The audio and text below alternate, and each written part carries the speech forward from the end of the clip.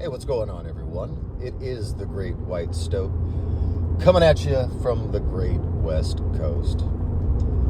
You know, I was flying the friendly skies a couple weeks ago, and I was one of the first parties to board this aluminum composite tube that would soon be 30,000 feet in the air. And as I was sitting in my chair and watching the fellow peasantry join me on this corporate tube,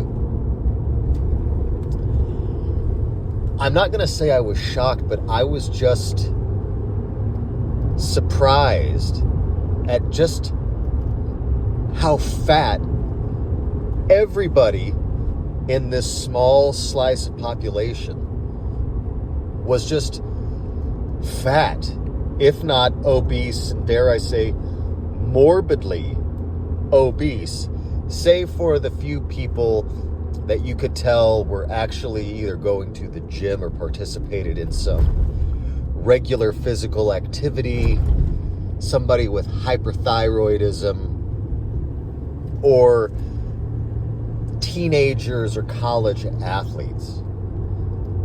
But I would reckon that 80 to 90% of people on this flight were just fat. And it blows me away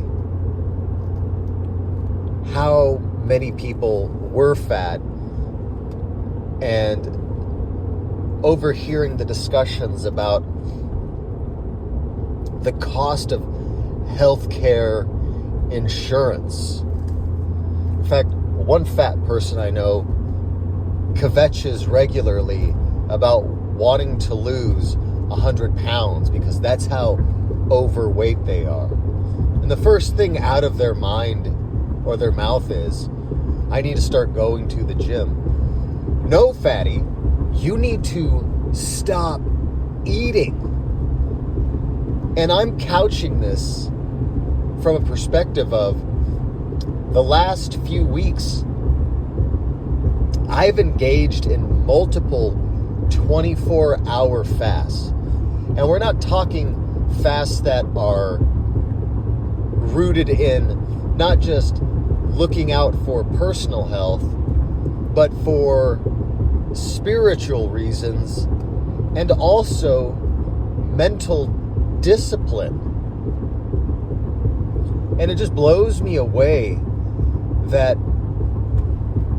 people are carrying this amount of weight, and then when they want to start discussing health, they want to argue about it. You know, when your mechanic says, hey, if you want your engine to last longer, you know, you need to change the fluids regularly, make sure you're draining and filling that transmission pan. Hey, and don't forget to rotate your tires so that you get the maximum amount of miles out of them. No, people don't want to debate that, but when it comes to health, fatties are the first ones to start arguing with someone who's actually in shape, looks virile, and has vigor, and they'll say, well, I don't want to starve myself. Bitch, are your ribs showing? You're not starving yourself. You don't need to go to the gym and plop your ass on a treadmill and start walking. No, put the sugar down. Step away from the seed oils. Stop buying sugar-free monster drinks that are tickling those pancreas, and maybe stop going out to Chili's and having drinks after work. It boggles the mind. You know, for a lunch, for a while there, I was eating a 6-egg salad. And that was 6 hard-boiled eggs, some avocado spread, you know, a shot of mustard, some red onion, and some hand-cut gherkins in there. Salt, pepper, and some dill in there. That's it. now I've stepped away from that after engaging in some fairly hardcore fasting, and it's just, a handful of boiled eggs for lunch with some salt and pepper. Now, don't think that I don't cheat. Oh, sure, I'll have like a Newman's cookie every once in a while. I might bake my own just so, I have something. But for the most part, I've really changed my relationship with food. And, these fat people will say, after kvetching about wanting to lose 100 pounds and being in shape, when I start talking to them about, having some discipline in what they're doing, the first thing out of their mouth is, well, I don't want to be miserable. I don't want to do this and that. That would, compromise my ability to have something tasty. No, fat people are like junkies, except their drug is food, right?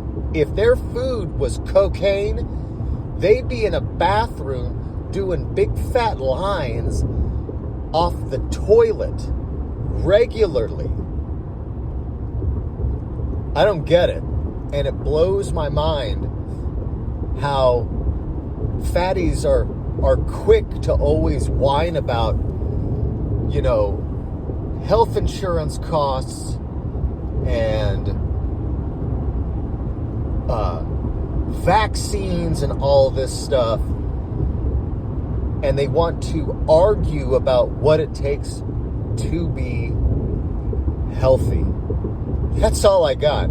I mean, look at P226 Nut, who's changed his name a few times now.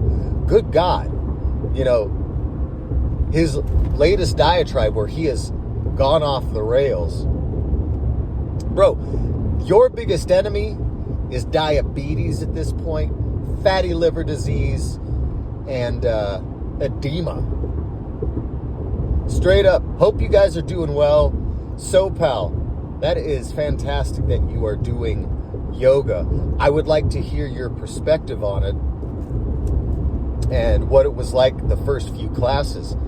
It's not so easy going into that yoga class at first, because it's a workout. It's also very calming. And I don't know if you've been in there and you're doing stretches and something will release in your back, and just how pleasant that is. Anyway, hugs and kisses. Be well.